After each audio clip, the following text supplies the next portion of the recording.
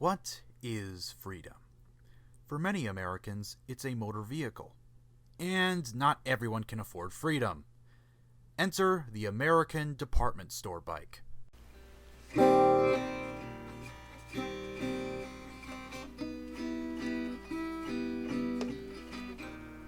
Oh yeah, I can't play the guitar. The American department store bike is a Napoleon complex on wheels, because below all the fancy decals and brand names is a doomed machine sent on a suicide mission by Pacific Cycles. A new set of tires costs around a third of the price of this bike, but however disposable, these are still functional bicycles, which sure as heck beats walking. And that brings us to the Mongoose XR-75. It's a Chinese 21-speed dual suspension mountain bike coming from Pacific Cycles' line of bikes that are absolutely everywhere, but God help you if you need a spare frame pivot bolt. Granted, the only person I know who lost a bolt is a person who neglected regular maintenance for years until it literally fell out, and Pacific probably figured if it's been neglected that badly, it's probably totaled and the owner isn't going to bother fixing it anyway. Unlike motor vehicles, where a small oligarchy of companies make similar products that cost about the same amount of money, bicycles are sort of more like electronics, where you have your name brands developing their own mid to high tier stuff in-house, and then you have the low-end stuff that's just rebrands of a handful of no-name Chinese designs. The Mongoose XR-75 is part of the latter, meaning it isn't really a unique design or model of bike. It's just one particular configuration of a frame design shared across many different brands and models. Brands and model names don't stick around for long when you're not really concerned about building a reputation. But the basic designs wind up getting recycled over and over again, and the average consumer is none the wiser.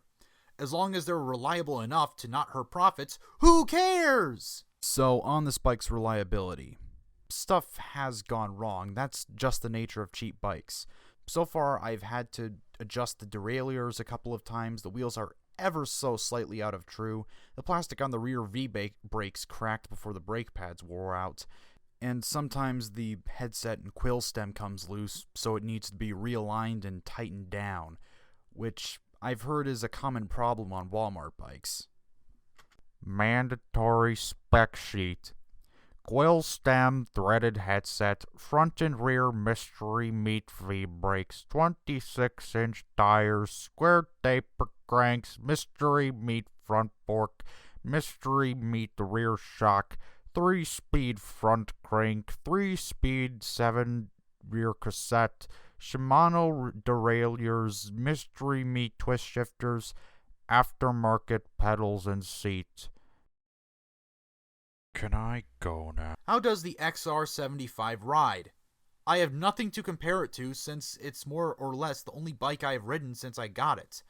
As a preteen graduating from a kid's bike, a bike that was shiny, new, and had gear shifters was enough to impress me. In rural American society, the bicycle is like training wheels for a car, since it doesn't require adult supervision or licensing to legally operate, but is still capable enough to get you places that would be too difficult to handle with a kick scooter or skateboard. And for me, this was my first taste of freedom. Where I lived, all the stores that sold video games, electronics, or pretty much anything cool were too far away to walk, and I didn't have a credit card, so anything I wanted to buy had to go through my parents. Until I got the bike. The old country roads were too car-oriented to make it to Walmart or GameStop safely enough for my liking, but I could easily get Amazon gift cards from the local CVS. I felt like I was finally gaining some agency in a place where my parents were the gatekeepers of anything cool. But it wasn't all fun and games. With every coming-of-age story comes the loss of innocence, and this bike was the vehicle that took me to my first funeral of someone I personally knew. As a rule of economics, nothing is truly an upgrade, only a trade-off. When we learn uncomfortable truths, we sacrifice our innocence and naivete, but also inoculate ourselves from delusion and fantasy that could blindside us later in life. Whether it's family drama that you were oblivious to, learning secrets best left unsaid, or witnessing the fall of your heroes, you learn that things aren't as pretty on the inside. And I have since learned that the shiny stallion of my childhood is actually at the bottom of the totem pole. But does keeping up with the Joneses really matter if you're satisfied with what you have? Getting back on this bike, this humble contraption of aluminum tubing and cheap steel, makes me feel free and outgoing. I can explore every little nook and cranny that a car can't without the reliability anxiety of a Chinese dual sport or expense of a better motorcycle. With this bike, everywhere you look is an adventure waiting to happen, rather than window dressing blurring into the background at 45 miles an hour. Freedom isn't just what you have materially, but also what you have mentally. It's not a question of how far the bike can go, but how far are you willing to go?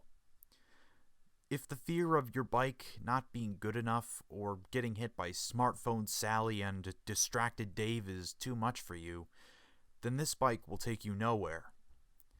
But if you accept the risks and don't do anything stupid, this bike will take you anywhere. Thanks for watching.